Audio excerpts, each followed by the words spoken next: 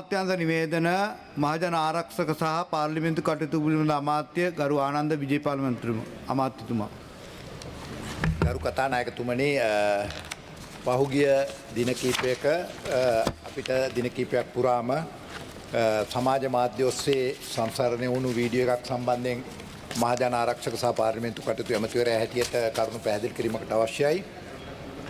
ඒ සමාජ මාධ්‍ය හෙළිදරව්ව තිබුණේ පළයි කැලේ LTT පුහුණු කඳවුරක් ගැන ඇස් උඩ යන ප්‍රබල හෙළිදරව්වක් කියලා.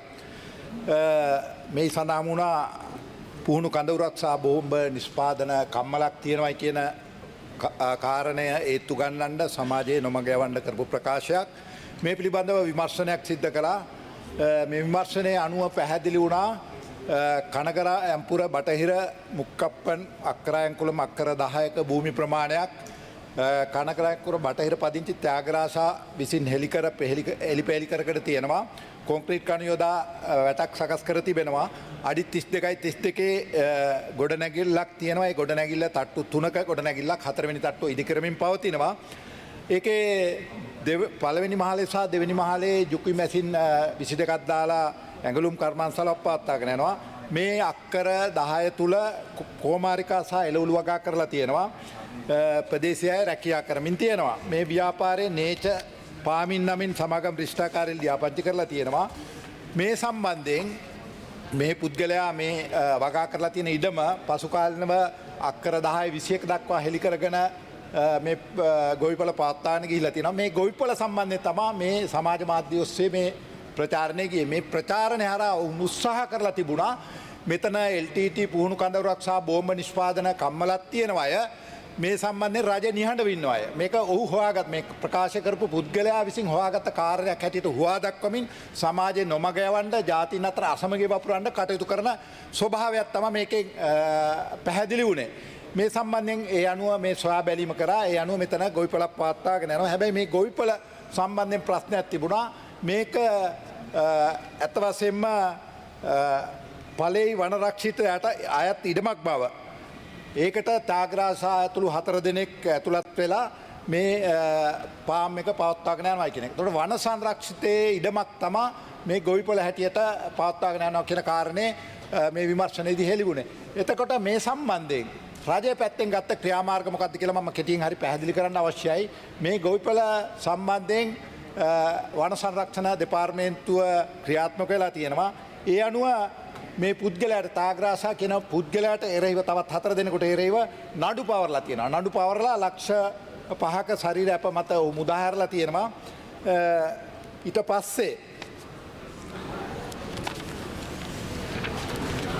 පස්සේ අධිකරණය උන්ට තහනම් නියෝගයක් දීලා තියෙනවා මේ භූමියට ඇතුළත් වෙන්න එපාය කියලා.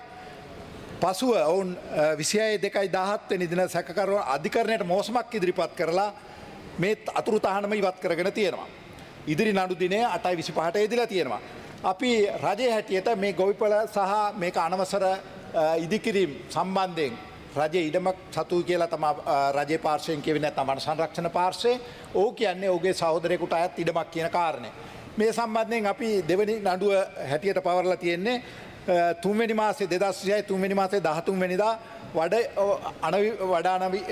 අඩවි වන නිලධාරීන්ට ලද තොරතුරක් අනුව මේ සැකකරට අයත් භූමියේ තිබියදී සලකුණු නොකළ බලපත්‍ර නොමැති කළුවර පළු වීර මිල්ල බුරුත ආදී දැව තොගයක් අත්අඩංගුවට ගන්නවා. මේ සම්බන්ධයෙන් ඔහුට නඩුවක් පවරලා තියෙනවා. ඒ නඩුවත් විභාග වෙනවා. ඊගාවට තව නඩුවක් තියෙනවා. මේ පුද්ගලයා විසින් එලි කරන ලද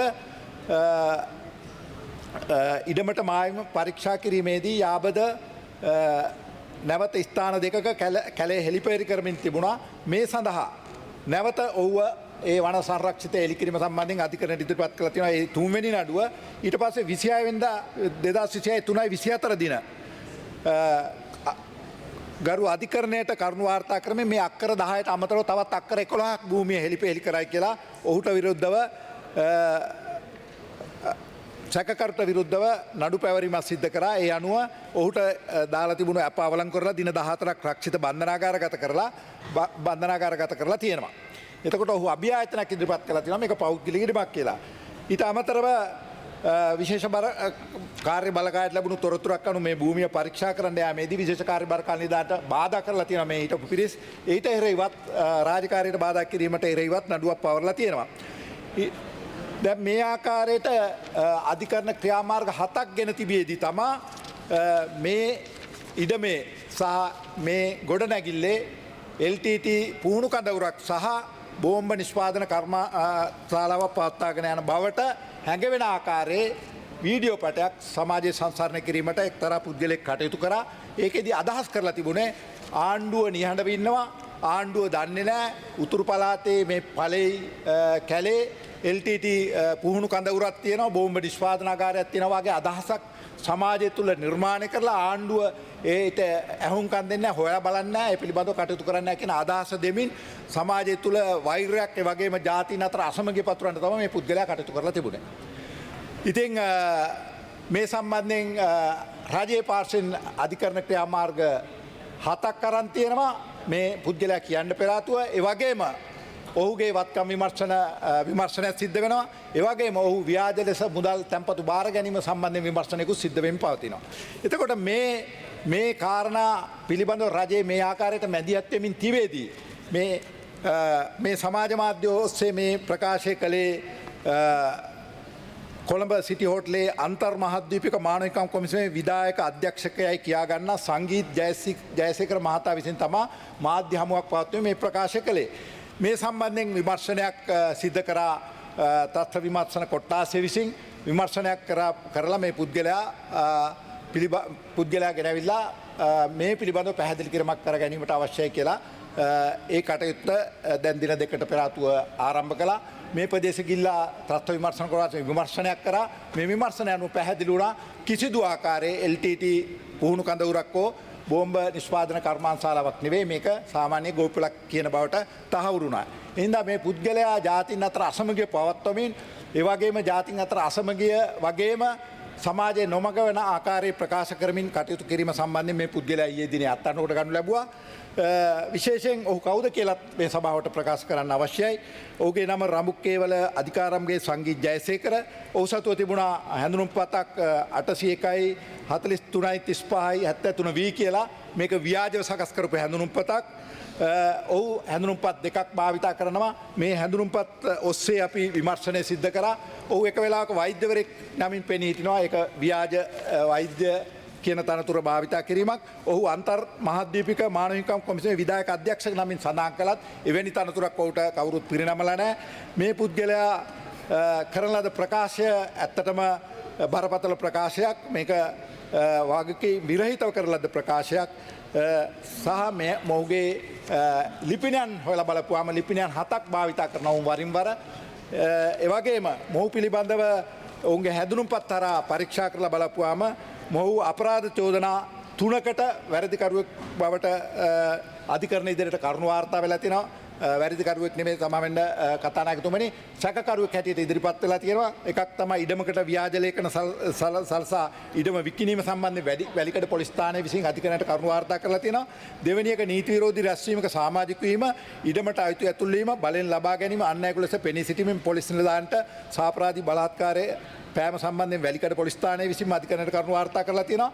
තවත් එකක් තියෙනවා ව්‍යාජ ඔප්පු දීපල වංචනික අත්පත් කර ගැනීම සම්බන්ධයෙන් පොලිස් විශේෂ කාර්යාංශය විසින් නුගේගොඩ මහේස්ත්‍රාත් අධිකරණයට කරුණු වාර්තා කරලා තියෙනවා. මේ පුද්ගලයාගේ පසුබිම මේ ආකාරයට. මේ පුද්ගලයා දැනට ලිපිනයන් 7ක නමින් තමයි කටයුතු කරලා තියෙන්නේ. ව්‍යාජ හැඳුනුම්පත් දෙකක් භාවිතා කරලා තියෙනවා. මේ පුද්ගලයා යම් දේශපාලන පෙර යම් අමාත්‍යෝ මන්ත්‍රී කාර්යමණ්ඩල උපදේශකවරු හැටියට කටයුතු කරමින් ඉඳලා තියෙනවා. මේ පිළිබඳව තවත් දුරටත් විමර්ශන පවත්වමින් ඉන්නවා. එහෙනම් මේ පුද්ගලයා දැනට අත්අඩංගුවට අරන් දින 14ක් රක්ෂිත දැනට බන්ධනාගාරගත කරලා තියෙනවා. මේ පිළිබඳව විමර්ශන ඉදිරියට පැවැත්වෙමින් තියෙනවා. ගරු කතානායකතුමනි, අවධාරණය කරන්න ඕන කාරණේ කිසිම ආකාරයක කිසිදු ත්‍රස්තවාදී සංවිධානයකට සංවිධානය වෙන්න කිසිදු ආකාර ඉඩකඩක් දෙන්නේ නැහැ. වගේම එවැනි ත්‍රස්තවාදී සංවිධානය වෙනවායයි දඩමීමක් කරමින් ජාතිවාදය අවස්සන්නත් ආගම්වාදය අවස්සන්නත් කිසිදු ආකාරයේ ඉඩකඩක් දෙන්නේ නැහැ කියන කාරණය මේ සභාවට අවධාරණය කරන්න කැමැති කරු කතානායකතුමනි. බොහොමත්ම ස්තුතියි අවස්ථාව ලබා දීම සම්බන්ධයෙන්.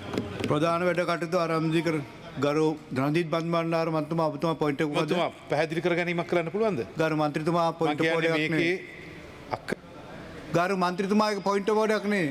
නෑ ගරු මන්ත්‍රෝ කියන්නේ ඔබගේ පොයින්ට් එක කියන්න ගරු. ඉඩ දෙනවා නම් මම ප්‍රශ්න අහනවා. නෑ එහෙම නෑ ගරු නෑ නෑ මන්ත්‍රීතුමා. එතුමා අහන්නේ ඔබතුමා නෙමෙයි. නෑ ඔබතුමා මේ පාර්ලිමේන්තු පවත්වන්නේ මේ මගේ විධානවලට අනුව ගරු මන්ත්‍රීතුමා. එහෙම නෑ. නෑ පැහැදිලි කරමු ගරු මන්ත්‍රීතුමා පොයින්ට් පොඩ් එක ඔබතුමා කියන්න ඕන. අහන්න ගරු රංජිත් බණ්ඩාර මන්ත්‍රීතුමා පොයින්ට් පොඩයක් ගන්න පුළුවන්නේ සභාවේ පැවැත්ම සහ මොන හරි තියෙන ගැටලුවක් සම්බන්ධ කර. වහම ගරු මන්ත්‍රීතුමා කියවන්න. ඔබතුමාගේ පොයින්ට් එක කියන්න ගරු රංජිත් බණ්ඩාර මන්ත්‍රීතුමා. ඔබතුමා පොයින්ට් පොඩක් කියන්න. මහානවා එමෙතුමනි කතානායකතුමනි මම එමෙතුමාෙන් දැනගන්න කැමති මේ අක්කර 10ක් කැලේ කපලා අපි අක්කර 10ක් කපලා ගොඩනැගිල්ලක් හදනකම් අනිත් අය ආණ්ඩුවේ නිලධාරීන් ආණ්ඩුව මොකද බලන් හිටියේ ගරු මන්ත්‍රීතුමා මහානේ මේ නඩු පවරණේවයි අත්අඩංගුවට ගන්නේවයි ගරු මන්ත්‍රීතුමා මේ ගරු මන්ත්‍රීතුමා ගරු රජින් බණ්ඩාර මන්ත්‍රීතුමා ප්‍රීති ප්‍රශ්න අහන්න පුළුවන්නේ ඡන්දය ප්‍රකාශන බෙදීම නිවැරදි ක්‍රමවේදය අනුගමනය ලැබෙද ලැබෙමින් පවතින යන පිළිබඳ මන්ත්‍රී ප්‍රශ්නයක් අහන්න පුළුවන්. ඒක තමයි රීති ප්‍රශ්නේ තියෙන්නේ. ගරු මන්ත්‍රීතුමා ඔබතුමා මෙච්චර කල් පාර්ලිමේන්තුවේ ඉඳලා රීති ප්‍රශ්නයක් අහන්න දන්නේ නැහැ. ප්‍රධාන වැඩ කටයුතු ආරම්භදී කරන යෝජනා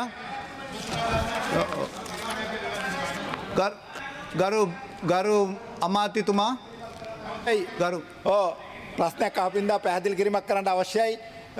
ඔබතුමා මගේ ප්‍රකාශය ආගෙන ඉඳලා නැහැ. අධිකරණ ක්‍රියාමාර්ග 7ක් මුට එරෙහිව අරන් තියෙනවා. 26 මේ ආරම්භයේ ඉඳලම අරන් තියෙනවා දිගින් දිගටම. ගරු ගයන් ඉඳලම අරන් තියෙනවා. දැන් මාස 8ක් ගිහිලා තියෙනවා. පෙබරවාරි මාර්තු අප්‍රේල් දිගින් දිගටම ඔහුට විරුද්ධව වරෙන්තු නිකුත් කරලා තියෙනවා. අත්අඩංගුව දින 14 රඳවාගෙන ඉඳලා තියෙනවා. ඔබ අභ්‍යාචන ඉදිරිපත් කරලා තියෙනවා. දිගින් දිගටම මේට එරෙහිව කටයුතු කරලා තියෙනවා. ඉතින් ඒ හින්දා මේකට එරෙහිව කටයුතු කරලා නැහැ කියන්න බෑ. අධිකරණ ක්‍රියාමාර්ග 7 සම්බන්ධිනුත් මම මේ අවස්ථාවේ ප්‍රකාශ කරා.